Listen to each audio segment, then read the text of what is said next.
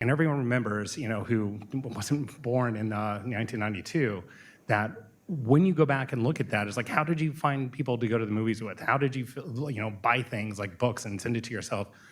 There's a before and after. There is a clear before and after that's going to occur. 20 years from now, you're going to look at this time right now and saying, oh, the transformation was happening. 2 years ago, it was before AI. 2 years from now, it's going to be after AI. Every single one of them need core AI knowledge. And this is, again, where it's like, what does that mean?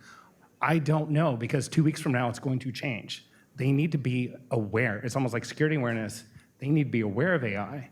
And how do you do that? Currently, right now, there's no training courses. You cannot go online. You cannot do LinkedIn Learning. It is your personal learning. And I go back to that, like the takeaway here is like, how do you check the skill box? I would ask every single person on the board today. And if anyone in here is on a board, I would ask them today, how many of you, as your quiz, are putting in that 30 minutes a day learning AI? And I say learning AI, using AI, playing with AI, discovering with AI, putting a picture into ChatGPT and say, remove the car with AI.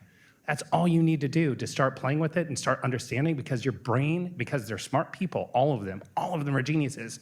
They're gonna figure out really quickly, it's like, oh shit, this is the internet and we're sitting in 1995. That with GDPR, they have the forget me.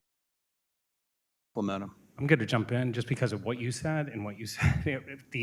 Again, one sentence here. I love your passion. With GDPR, we appreciate that. With GDPR, they have the forget me, portion. It's like, I want to be removed from that. You cannot unbake a chocolate chip from a 175 billion parameter cookie. That is in LLMs. The governance that's currently in place for GDPR is not up to date with AI, and that's your point. You have to have people who can't just label themselves as AI experts. We actually need people who understand AI, but we need AI, awareness in general, so they would understand. It's like, can you actually remove me from that cookie? And the answer is no. Some of this you have to make sure that first of all, your C-level executives are really C-level executives, that they're sitting at the board level and that they're actually having that communication.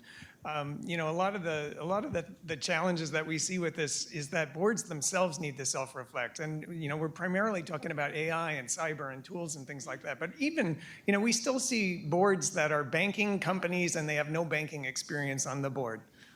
That's a real fundamental. I mean, it's hard to kind of like, how do we make IT work on top of that, right? Like it's already the wrong structure. Or the CISO at UHG, who didn't have, I like to make a joke. There's, in North America, if you check LinkedIn Sales Navigator, there's about 8,000 people that